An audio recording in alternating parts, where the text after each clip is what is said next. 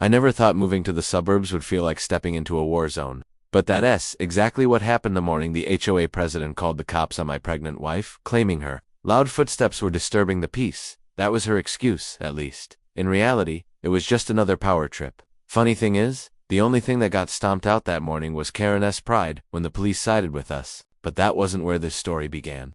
The first time I ever saw Karen Winters, she was crouched on my lawn with what looked like a military-grade laser level, pointing it at a single blade of grass. My wife, Leah, 7 months pregnant, and glowing, thought it was quirky, a story we could laugh about one day with our kid.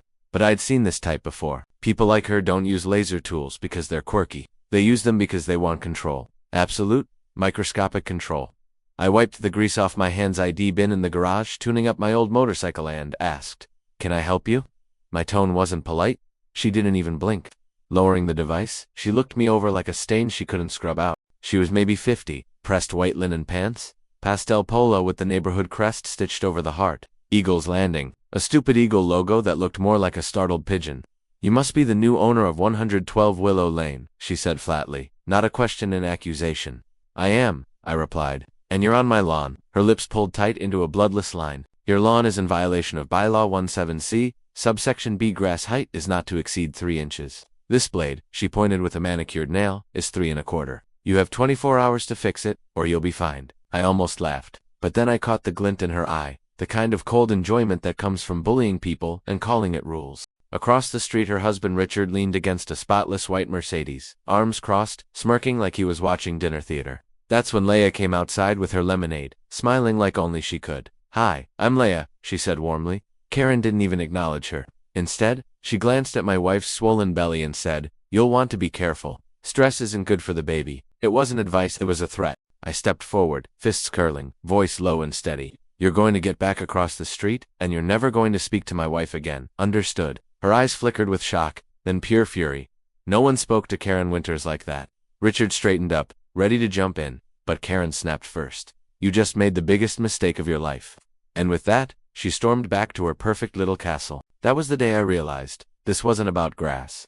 This was the opening shot in a war. We hadn't moved to Eagle's Landing for drama, we wanted peace. After years in a cramped apartment that smelled like garlic and broken dreams, we wanted space for a nursery, quiet streets, neighbors who smiled. For the first few weeks, we got exactly that. Then came the first warning sign. A simple wooden ramp we installed for Leah's safety. Within 3 days, we got a formal violation notice. Covenant 34F. Unapproved, modification. We appealed, with letters and medical notes. Denied, the reason. Aesthetic disharmony. Leah tried to shrug it off. "Pick your battles," she said. So we removed it. That was mistake number 1. Bullies don't see compromise as kindness. They see it as weakness. After the grass incident, the harassment snowballed. Fines piled up, $50 for non-compliant landscaping, $75 for a wreath that was apparently 2 inches too wide. Every letter was sharper than the last. Our home started to feel less like a sanctuary and more like a prison under surveillance. The attacks escalated. Our sprinklers mysteriously switched on at night, flooding the front entryway. Packages vanished from the porch, and when I checked my security footage, the angle was blocked by a brand new garden gnome in Karen's yard, placed perfectly to obscure the view. A smug little concrete spy. And then came the incident that broke everything. One sweltering afternoon, Leah shuffled slowly down the driveway to get the mail. She paused at the curb, one hand on her belly. And right then, Karen's industrial sprinkler roared to life, angled directly at the mailbox. A jet of icy water blasted into my wife, knocking her off her feet. She landed hard, clutching her stomach. I bolted from the house, heart pounding. She was crying, terrified, convinced she'd hurt the baby. Across the street, Karen stood on her porch, remote control in hand, watching with open malice. Richard beside her, smirking. That was the line. At the hospital, we held our breath until the doctor told us the baby was safe.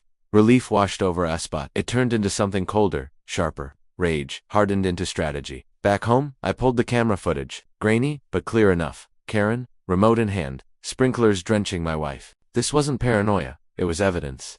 From that night forward, we became investigators. Leah built spreadsheets, logging every fine, every incident, every dollar lost. I upgraded our cameras, added audio recorders, encrypted servers. We were building a case brick by brick, but Karen and Richard escalated to anonymous complaints poured in. The fire department showed up for a fake gas leak. Animal control knocked on our door about a dog we didn't own. Each time, we stayed calm, added to the file. Then came the blackout.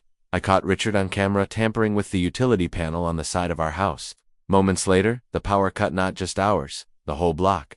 He stood in his yard, arms folded, staring at our house. A silent message. I can shut you down any time. It was a felony. I could have called the cops right there, but something in me shifted. I didn't just want them stopped. I wanted them dismantled. So I pivoted, from their lawn to their lives. I'm in cybersecurity, know how to dig. The HOA's website was a joke, riddled with vulnerabilities. I slipped in, clean and quiet, and started pulling files. Minutes turned into hours. Then I found it. Payments. Every month. Tens of thousands flowing to Suburban Enhancement Services LLC. Fake descriptions. Vague justifications. And the registered owner, Richard Winters. The HOA wasn't just Karen's ego trip. It was their personal ATM. Every fine, every inflated fee, funneled into their shell company. They weren't just tyrants, they were thieves, bleeding the neighborhood dry. And now I had the proof. But evidence wasn't enough. Quiet arrests wouldn't satisfy me. Karen and Richard needed to be exposed.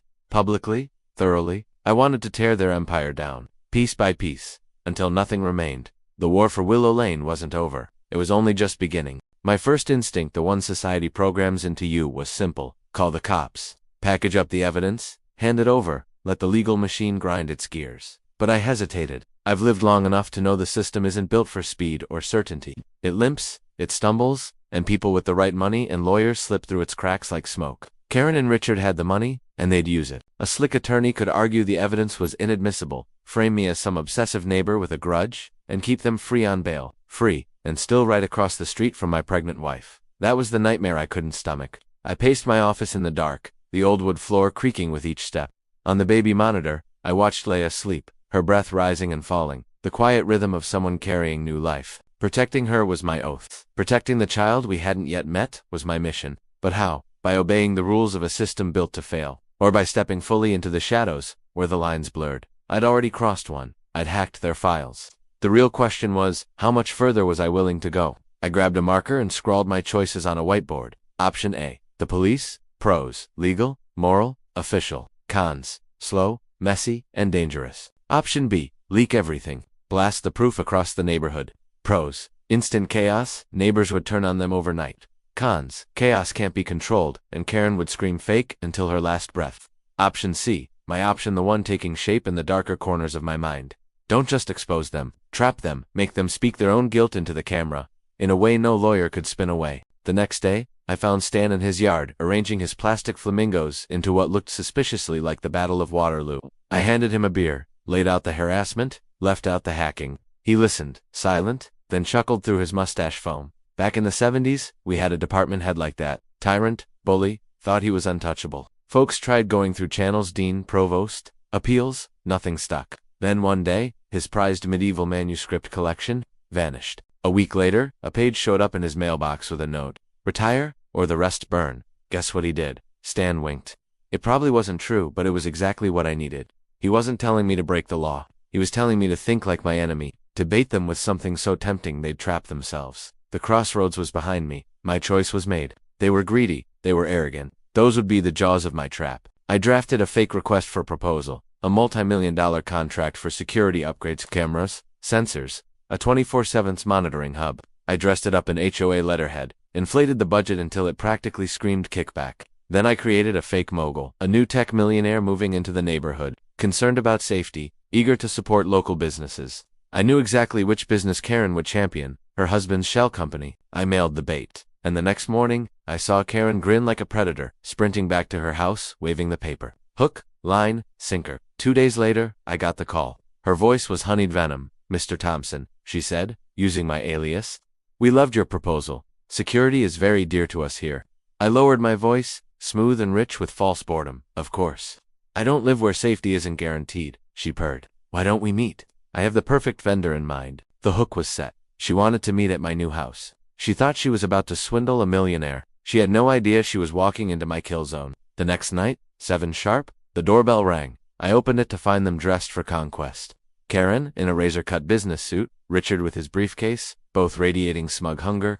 Mr. Carter, she said, mistaking me for the assistant. So good to meet. I ushered them in. The living room was staged with hidden cameras, 4 angles streaming live to Leia upstairs, our command center. Richard popped his case, eager to talk rates. I leaned in, dropping my voice. Let's skip the fluff. My boss knows big contracts come with Extras, administrative fees, finder's fees, kickbacks. Their eyes gleamed. They couldn't help themselves. Karen smiled thinly. A man like your boss understands premium quality comes at a premium price. I nodded slowly. He does. But he also noticed your company's unique relationship with the HOA. A lot of money, but not much beautification. Richard stiffened. Karen's lips thinned. I smiled, delivering the blade. And he couldn't help but wonder how landscaping funds ended up in your personal Cayman account. Silence. Pure, damning silence. Then Karen hissed, her mask slipping. It was you, the IT guy. Richard lunged not at me, but at the houseplant with the camera lens. He smashed it, panting, wild-eyed. No more package. But it was perfect. His outburst confirmed everything, and the other cameras kept rolling. They realized it too. Karen's eyes turned to steel. You think you've won? You've started a war you can't finish. Richard demanded the tape. I pointed at a bookshelf. He tore it apart while Karen dialed her phone. Code Red, she snapped. My blood froze. Who was Code Red? Backup.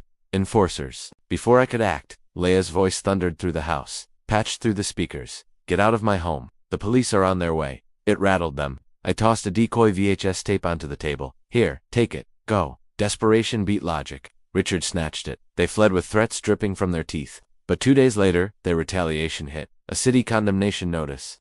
Fake photos, doctored inspections, Richard's cousin's signature at the bottom. We were ordered to vacate our home in 72 hours. Leia sobbed, thinking it was over. But to me it was proof. They were desperate, and desperation makes predators sloppy. Because I'd been playing deeper? That data I'd hacked. I hadn't kept it to myself. I'd already handed it to a forensic accountant, Stan's nephew, and he found the motherlode. Karen and Richard weren't just skimming dues. They'd weaponized the HOA to drive down property values, force homeowners out, then secretly buy the land. Their plan was to flip the entire neighborhood to developers for a 9-figure payday. Now, I had everything. Motive, method, and confession. The stage for their downfall was obvious. The annual HOA meeting, their coronation night? Perfect. That night, they strutted and glowing with arrogance. Karen wore blood-red power. Richard grinned like a king. They thought they'd bury us in shame. Instead, we buried them in truth. I set up the projector. Slide after slide of stolen funds, fake invoices, offshore accounts, gasps filled the room. Then, the audio, their own greedy words. The crowd turned, fury building like a wave. And then the property maps. The developers' emails. The real endgame. They weren't finding you for grass. I told the neighbors. They were trying to bankrupt you and steal your homes. The room erupted. Years of fear combusted into collective rage. Karen tried to shout me down. Richard lunged at my laptop. But this time, the neighbors blocked him. And right on cue, the doors opened. Detectives, warrants, handcuffs. The sound of metal closing on Karen's wrists was the sweetest music I'd ever heard. 3 weeks later, the house was quiet again. The HOA dissolved, the Winters' assets frozen, their McMansion foreclosed. Across the street sat an empty house, a monument to their greed. Beside me, my daughter Hope cooed softly in her bassinet. Leia leaned against me, whispering, "You did it. You brought the dragon down." Maybe, or maybe I'd just used the dragon's own fire. Either way, the war for Willow Lane was over, and we had one.